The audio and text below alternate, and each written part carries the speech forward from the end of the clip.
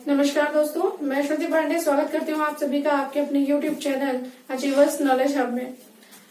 दोस्तों, विज्ञान के लेक्चर आपके पास जा चुका था और इसके बाद में ज्योग्राफी में आज हम लोग एक नया टॉपिक पढ़ेंगे, चट्टाने। ठीक है।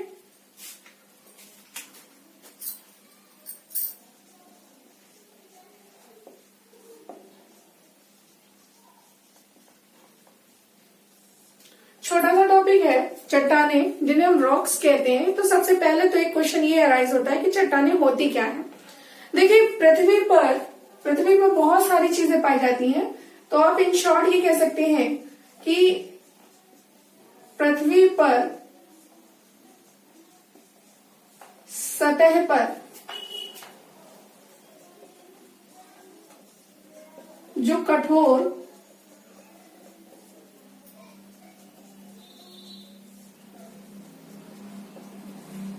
भाग पाया जाता है उसे क्या कहते हैं? चट्टाने कहते हैं। क्या कहते हैं? चट्टाने कहते हैं। ठीक है। यानी कि पृथ्वी पर जो सतह है और सतह पर जो कठोर भाग पाया जाता है उसे ही हम क्या कहते हैं? चट्टाने कहते हैं। ठीक है।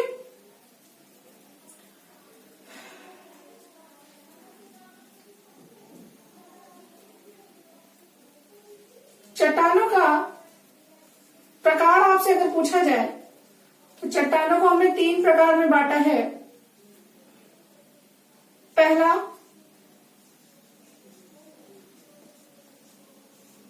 आग्नेय चट्टाने, जिसे हम इग्निशियस रॉक्स कहते हैं। दूसरा अवसादी चट्टाने, जिन्हें हम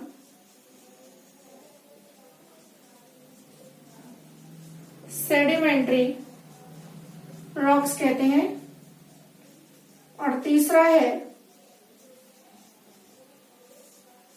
कायांतरित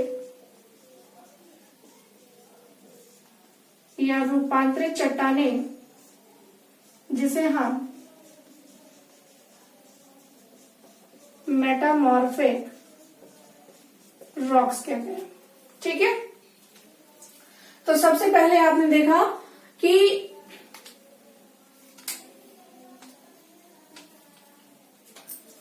चट्टाने क्या होती है। तो पृथ्वी पर सतह पर क्या पाया जाता है? जो कठोर भाग पाया जाता है उसे हम लोग क्या कहते हैं? चट्टाने कहते हैं। यहाँ पर आपने चट्टाने समझी। चट्टाने के बाद में आपसे अगर पूछा जाता है कि चट्टानों के प्रकार कितने होते हैं, तो आप कहेंगे मेनली चट्टानों के 3 प्रकार होते हैं। कितने प्रकार होते हैं? 3 प्रकार होते हैं। पहला होता है आग्नेय चट्टाने, जिसे हम इग्निशियस रॉक्स भी कहते हैं। दूसरा होता है अवसादी चट्टाने, जिसे हम सेडिमेंट्री रॉक्स भी कहते हैं। और तीसरा होता है कायांतरित चट्टाने, जिसे हम मेटामॉर्फिक रॉक्स भी कहते हैं। ध्यान रखिएगा, चट्टानों को हम शैल भी कहते हैं। क्या कहते हैं? शैल भी कहते हैं। ठीक है। तो इतनी बात आपको समझ में आ गई। आपने इसको नोट डाउन कर लिया है कि नहीं? नोट डाउन कर लिया तो इसके आगे हम लोग देखते हैं। सबसे पहले अब हम लोग देखते हैं आग्नेय चट्टाने क्या होती है।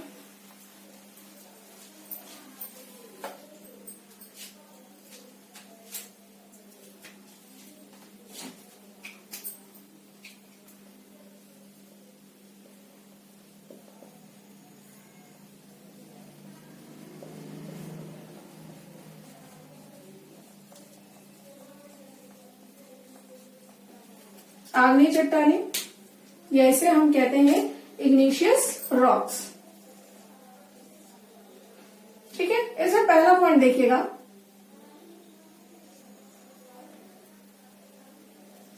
ये ज्वालामुखी उद्गार से बनती है। मतलब समझो इसका आपने, माना कि ये पृथ्वी का कोई भाग है, यहाँ पर ज्वालामुखी फूटा। जब ये ज्वालामुखी यहाँ से निकलेगा तो ये ज्वालामुखी तो निकल रहा है, और ये जब ज्वालामुखी निकल रहा है तो ये गिर भी रहा होगा, और ये कॉन्टिन्यूअस प्रक्रिया होगी। तो जब ये गिरता रहेगा तो एक टाइम ऐसा आएगा कि ये जम भी जाएगा। तो इसी के द्वारा जो चट्टानों का निर्माण होगा उसे हम कहते हैं आग्नेय चट्टाने या इग्निशियस रॉक्स कहते हैं। ठीक है, चल दूसरी चीज, इसमें जीवाश्म यानी कि फॉसिल्स नहीं पाए जाते। जीवाश्म या फॉसिल्स नहीं पाए जाते। ठीक है, तीसरी चीज, परतों का अभाव होता है। क्या होता है? परतों का अभाव होता है। खनिज तत्वों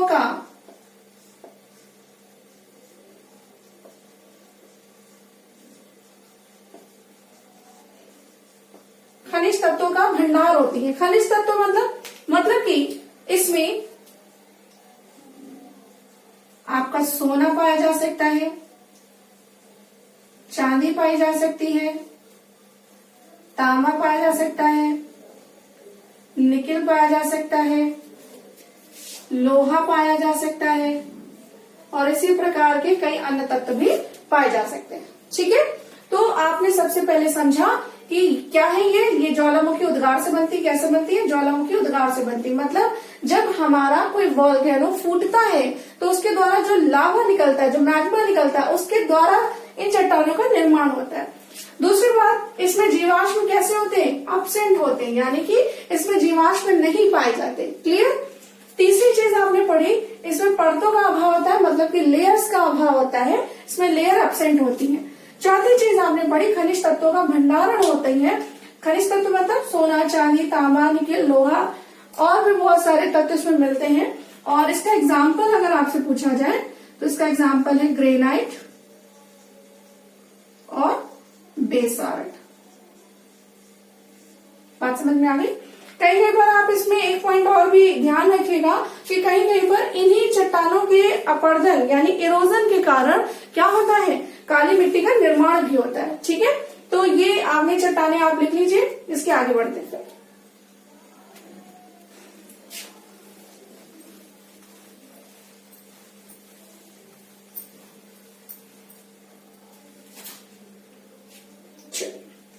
अब हम लोग दूसरी चट्टानें देखते हैं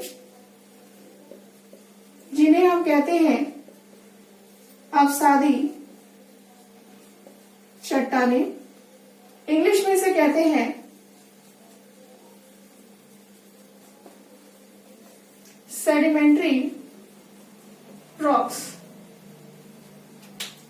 स्टूडेंट्स, अगर आप इसमें एक वर्ड देख रहे हो, चाहे हिंदी में हो चाहे इंग्लिश में, अवसादी, यानी कि कहीं ना कहीं हम बात कर रहे हैं अवसाद की, है ना? कहीं ना कहीं हम बात कर रहे हैं सेडिमेंट्स की। सेडिमेंट्स क्या होता है? जो हमारा रेजिडुअल बच जाता है, किसी चीज में हमने किसी चीज को मिलाया और जो उसका अवशेष बचा होता है उसे ही हम क्या कहते हैं? अवसाद कहते हैं। और इंग्लिश में इसे सेडिमेंट कहा जाता है। तो अवसाद के कारण या सेडिमेंट्स के कारण जिन चट्टानों का निर्माण होता है उन्हें हम क्या कहते हैं? अवसादी चट्टानें कहते हैं। सबसे पहला इसमें आप ध्यान रखिएगा, ये आग्नेय चट्टानों की अपक्षय व अपरदन से निर्मित है। अपक्षय अपरदन का मतलब होता है सॉइल इरोजन। कोई चट्टान है, धीरे धीरे उसका जो टूटने से जिस चट्टान का निर्माण होगा वो अवसादी चट्टान है। दूसरा इसमें आपको पॉइंट ध्यान रखना है, इसमें जीवाश्म यानी फॉसिल्स पाए जाते हैं। क्लियर? तीसरी चीज, इसमें परतें, जब जीवाश्म पाए जाएंगे तो परतें भी पाई जाएंगी। तो परतों की भी उपस्थिति होती है। परतों की भी उपस्थिति होती है। इसका एग्जाम्पल क्या हो जाएगा? इसका एग्जाम्पल हो जाएगा बलुआ पत्थर,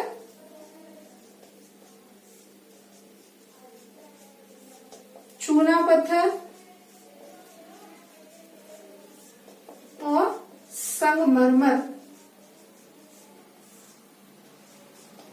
बात समझ में आ गई? हाँ, बात आपको समझ में आ गई ना? ठीक है, तो आपने दो चट्टानें देखी। पहले आपने देखी आग्नेय चट्टान, आग्नेय चट्टान के बाद में आपने दूसरी चट्टान देखी अवसादी चट्टान, और अवसादी चट्टान में आपने ये सारे पॉइंट्स पढ़ लिए। आप एक चीज और ध्यान रखिएगा, यहाँ पर एक क्वेश्चन और बनता है, ये जीवाश्म जो है, ठीक है, ये यहाँ पर जब जीवाश्म हमारी पृथ्वी का निर्माण हुआ था तो कुछ पेड़ पौधे जब हमारे महाद्वीपीय विस्फोटक सिद्धांत, अभी जब हम आपको ज्योग्राफी में पढ़ाएंगे तो महाविस्फोटक सिद्धांत में क्या होता है, जब महाद्वीपों को बांटा गया था, मतलब जब महाद्वीप आपस में बटे थे, तो जो बड़े पेड़ पौधे थे वो अचानक से टूट गए। कुछ पेड़ पौधे जमीन के नीचे दब गए, कुछ पेड़ पौधे समुद्र के नीचे दब गए। तो ये दो पॉइंट्स ध्यान रखिएगा कि जीवाश्म दो तरह से, जो जल में पाया गया यानी कि समुद्र में पाया गया, उससे पेट्रोल मिला, तो ये पेट्रोलियम के भंडार है ना। और जो जमीन के नीचे दबा यानी सतह के नीचे दबा, उससे बना कोयला।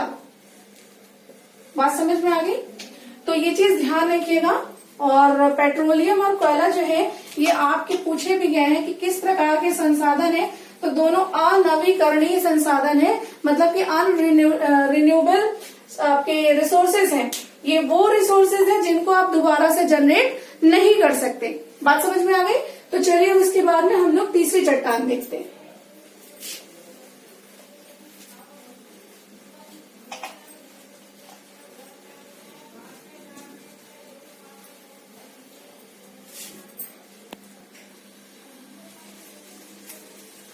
हमारी तीसरी चट्टान आती है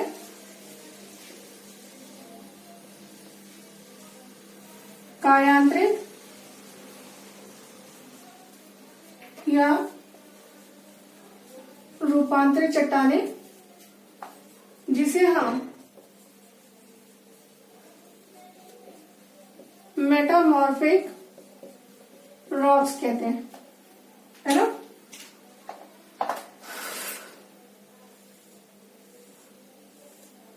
आप सभी हिंदी का अध्ययन जरूर कर रहे होंगे। आप यहाँ पर दो वर्ड्स देख रहे हैं, कायांतरित या रूपांतरित। कायांतरित मतलब जो काया में अंतरित हो गई हो या रूप में अंतरित हो गई हो, यानी कि जिसके रूप में बदलाव हो गया हो। ठीक है, तो ये जो चट्टानें हैं आग्नेय या अवसादी चट्टानों में ताप या दाब के कारण जब रूप, आकृति, गुण, धर्म में परिवर्तन हो जाए तो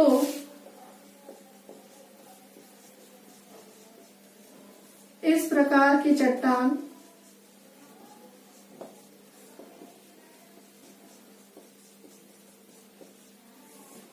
रूपांतरित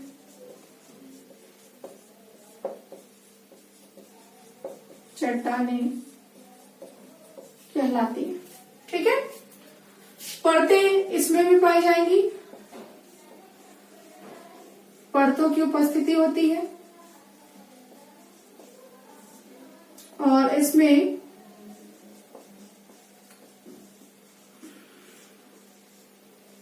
जीवाश्म भी लगभग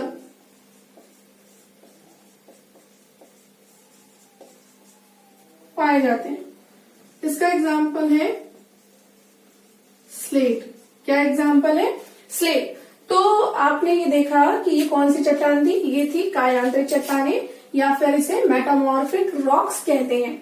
क्या होती है, जब आग्नेय या अवसादी चट्टानों के ताप या दाब के कारण क्या हो जाता है, रूप, आकृति, गुणधर्म में क्या हो जाए, परिवर्तन हो जाए, तो इस प्रकार की चट्टानें क्या कहलाती है, रूपांतरित चट्टानें कहलाती है। परतें इसमें भी पाई जाएंगी, जीवाश्म में इसमें भी पाया जाएगा, और इसका उदाहरण है क्या, स्लेट। ठीक है, तो मेरी उम्मीद है कि आपको चट्टानी टॉपिक समझ में अच्छे से आया होगा।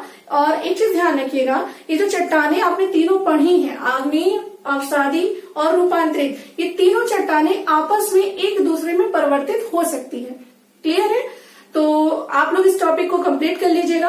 और आपसे एक रिक्वेस्ट थी कि मैंने आपसे बार बार कहा है कि वीडियो को आप 2 बार देखा करिए, लेकिन इस चीज को फॉलो बहुत कम स्टूडेंट्स कर रहे हैं। जो स्टूडेंट बहुत सीरियस है अपने एग्जाम के लिए वो तो इस चीज को फॉलो कर रहे हैं, लेकिन बहुत सारे लोग अननेसेसरी तरीके से वीडियो को बस एक टाइम पास के तरीके से देख रहे हैं। तो मैंने पहले भी बोला था कि आप चैनल पर तभी आइएगा जब आपको स्टडी करनी हो और आपको एक सिलेक्शन के लिए चाहिए हो। ठीक है, और आप लोगों से एक रिक्वेस्ट ये भी है कि चैनल को ज्यादा से ज्यादा शेयर जरूर करिए और सब्सक्राइब भी करिए। प्लस लाइक एंड शेयर करने से आपको क्या, आपके शेयर और लाइक से एक तरीके की हमें एनर्जी मिलती है कि हाँ, हम आपके लिए जो मेहनत कर रहे हैं वो सही डायरेक्शन में हो रही है। ठीक है, तो चलिए फिर हम लोग कल मिलते हैं एक नए टॉपिक के साथ में। Thank you, take care, bye.